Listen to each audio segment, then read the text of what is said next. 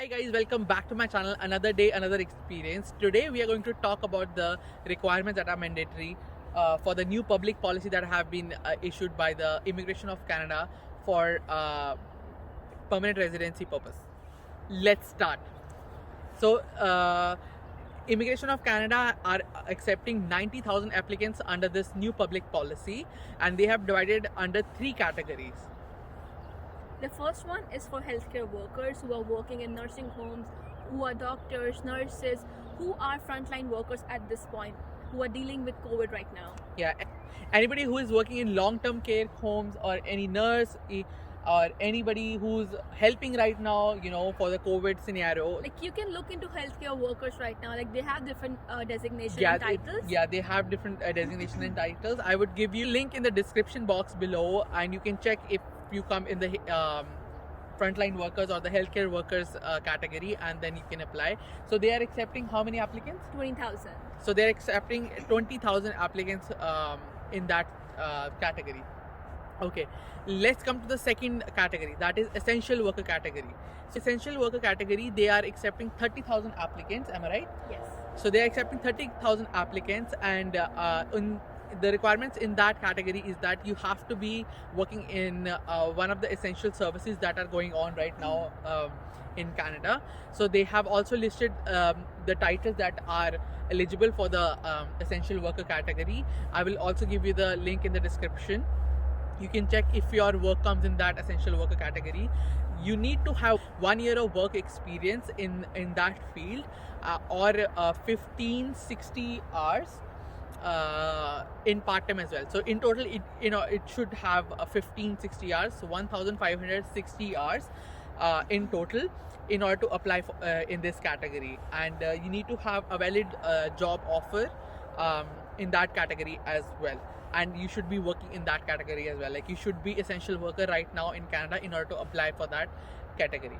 And I have one question regarding, I know some of the people are confused from when is their experience starts. Is it like they are working after work permit, after they receive their work permit, or the point when they apply work permit? So your work experience starts from the day when you submit your application for your work permit, your postgraduate work permit, that is also known as PGWP. So the day you put in your application for PGWP and they accept that application, they send you an email that states that your application has been submitted and it is under review.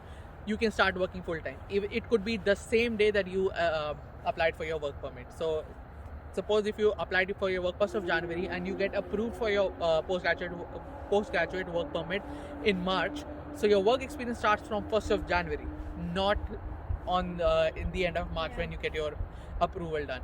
So you have to consider that as well and count your experience accordingly. And the major advantage of this category is that most of the people, those who are working as security guards, as painters, as carpenters, truck drivers, even cooks, dispatchers, cooks. I'm not sure about the cook, but make sure you check in the description the link. Then you can check if you are eligible for that, because I think they have not included cooks in that, because I don't know, they do not consider them essential. I'm not sure, but there are certain things that they have overlooked in this time. So and there's no like such thing, because I remember there are so many people who are trying to get B-level jobs. Yes, in this knock thing B there's jobs. Nothing like knock A, knock B, knock C. You need It's to be an just the essential title, worker, and you need to be under that Annex, that Annex B that they will. I will give you the link in the description. If you see your title is there, you are eligible to apply if you have 1 year of work experience and you are on work permit right now. And the third category, that is the last category, that is international student category, and they are accepting 40,000 applicants in that, right? Yeah. And The only thing is, what's actually we know about is you need to have 2 years of studies over here, postgraduate or masters, or they need 2 years, like so 16. when they say 2 years, 2 years means 16 months of education. So 16 months of education could be like you have one program that is a 2-year program, that could be a diploma, which is of 16 months, and or even if you have done 2 courses, 8 months each, like 1 plus 1 as we say. So that student is also eligible, and you are currently working, you should have a stable job right now in Canada, and you should be on work permit. You should not be on implied status. You should be on work permit, that your work permit has been approved and you are currently working, and you need to have your English language test done. You need to have your scores for your English language ability. So they want the English That's for all of the categories, right? yeah, that is for all of the categories, but specifically in international students stream, you have to have your English language test done. It could be IELTS, it could be self-pip. They also accept self-pip as well, and they need benchmark of 5. So that means that's a huge mark, because it is for most of the students or most of the people, those who come over here, their first language is not English. Like my first language is not English, and it was difficult to achieve those bands in order to come over here.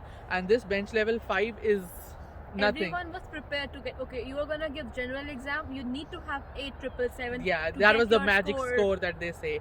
And so they have given bench level 5, and you have to have 4 bands in reading, and everything else should be 5 bands, and that is, believe me, very easily achievable. Yeah, it's very easy. Yeah, you can do that. And so you need to have your work permit approved, you need to have your IELTS exam, you need to have your stable job. So in stable job, you need to have a job letter from your employer, and you need to show your pay stubs as well. Even if you're getting your salary in account, or even if you're getting through checks, you need to show your at least last 6 months pay stubs. It's not compulsory, it's just to be on safe side, because at this point no one actually knows exactly how it's gonna be. Yes, it's not open but yet. the more you show, it is more benefit for you as well. It shows like you are secure here, like you can sustain yourself. Show here. as much as pay stubs as you can. And a job letter is mandatory, and you need to have documents from your college as well. You need to have your final transcript, you need to have your degree in order to prove them that you're done with your studies. You're done with your studies. And as of now, as of everybody knows right now, you don't need the VES done, the evaluation, the credential evaluation that has to be done through VES or any other institution that people used to do because of entering their file into the pool of express entry. As of now, there is no such requirement, but we don't know after May 6th, because there are a lot of a lot of things that would be clear after May 6th when the portal opens and people start applying for the permanent residency for that field. And these are the basic requirements that you have, and these are the requirements that are easily achievable, and and you can get through this, and there is no such invitations or eligibility criteria. It's a golden opportunity for everyone who is over here, who worked so hard to come to a different country, who worked their asses off to get work over here to finish your studies. It's gonna pay off now. And don't worry, this is not end of the world. If you don't get through this stream, there are a lot of streams coming up, because they have a huge immigration plan that is in effect right now till 2023. They're going to make permanent residents to the people those who are already residing over here. And one more thing that we have missed in this, that in all these categories, the major thing is you have to be residing in Canada. You cannot apply from any other country. You have to be residing in Canada. That you are physically present over here, and then you are applying for this category. And so make sure you do that. If you are coming over here in Canada and you meet these requirements, it's going to pay off. If not, just pack your bags, get on that first flight and come over here, because this is the golden opportunity that nobody wants to miss. And these are the requirements. Make sure you go through these requirements. If you are eligible, make sure you apply and get your IELTS or self-pip done as soon as possible, and everything will get through. People who are still studying or in the middle of the studies, don't lose hope. Something will come for you as well. Just like us, we never expected this thing to happen, but now see, everything is working out. So don't lose hope, work hard, just stay updated.